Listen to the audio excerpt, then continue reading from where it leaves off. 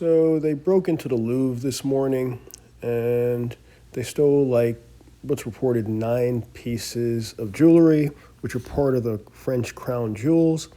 I visited the Louvre in 2023 and I looked at some boring stuff that might not have been interesting to people, but I did go into the building probably before these priceless items arrived.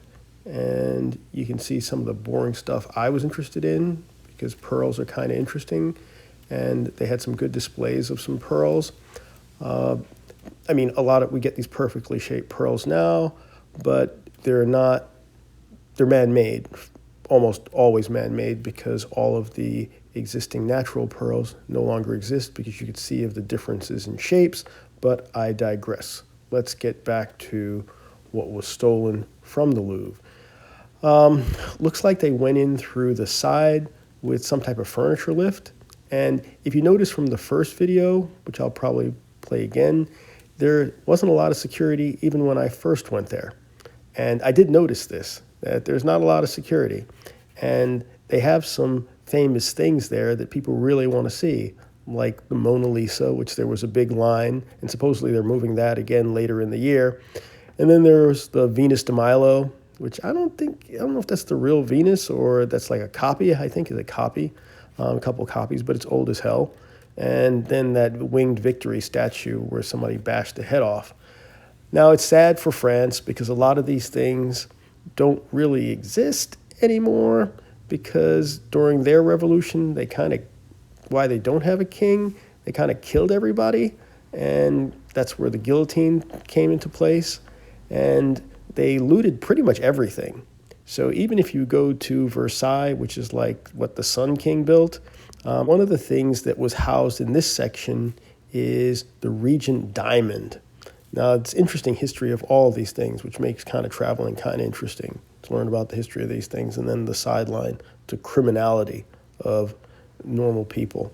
Not normal people, but abnormal people. Supposedly these thieves escaped on 1 or 2 motorcycles, and then they dropped one of the items. Maybe it's a tiara that they dropped, but they dropped something, one of the 9 pieces. You can imagine someone who's very honest who picked that up off the floor. But they had this huge diamond. It's like one of the 3 largest diamonds in the world, called the Regent Diamond. It's 140 carats. And you can kind of compare that to the diamond that Ronaldo gave to his girlfriend, which I think is like 35 carats or something like that, if I'm not mistaken.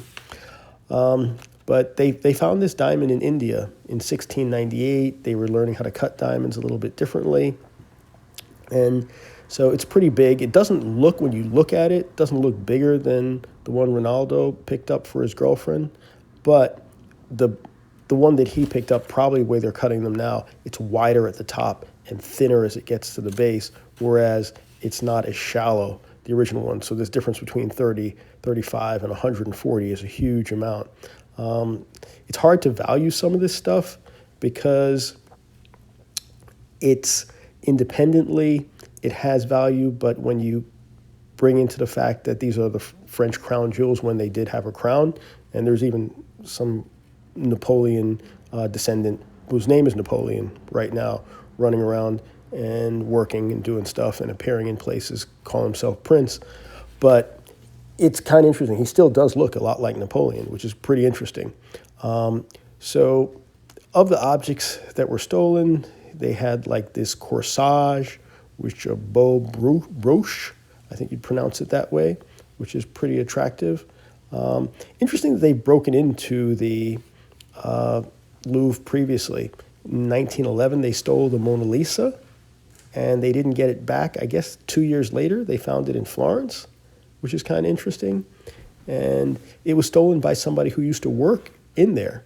And I guess he cut it out, hid it, and then walked out with it under his coat at night, which was pretty interesting. And then they had a theft of, in 1983, some Renaissance armor, and they didn't find that for 40 years. So what are they going to do with these pieces that they've stolen? I mean, lots of people overlook it, but there's a huge underground art market, or one of the easiest ways to launder money is through the art industry, it's to some degree totally unregulated, and it's not like tariffs are going to pick up on artwork that's smuggled between one place or another. It's not like if you put something in a fake setting, anybody's going to believe that it's real. And, a diamond looks like a diamond. How are you going to know it's that exact diamond? So if they find this stuff, eventually, who's going to know that it's really this stuff? So who knows? I just thought this was really interesting. But when we first went, it was obvious, if folks who are focused on that security type stuff, it was obvious that there wasn't a ton of security floating around. And a lot of times when you go to the museums, and I won't mention it, but there's another museum that I visited in the US, and it has a ridiculous amount, like billions of dollars of art on the wall. And it's basically just like kind of in somebody's house, a nice house, but it's basically just in somebody's house. And the security consists of like somebody who's a weekend volunteer just sitting there in the corner, trying to be distracted. Imagine that, sitting there for 12 hours a day, trying not to get distracted. But these things happen. This happened. We'll see if they ever find it again. And some preventative measures might have helped, but I guess that's true for everything in life. Hopefully this helps, and hopefully it was interesting. So you may ask, what's this have to do with the focus of the channel? The focus of the channel is things associated with crime and personal safety. And when you get into the world of law enforcement, security, personal safety, it involves going down a lot of different paths. One of those paths are investigations.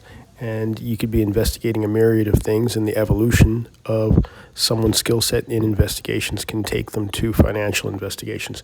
And just sharing some of my experiences in that realm, which were relative to an event like this, which in my opinion, like many things in life, are preventable, many things are not preventable, and this probably was preventable if they had the right security measures in place, and all of these channels trying to place the right security measures in safe so we can keep ourselves safe and exercise the rights that we have.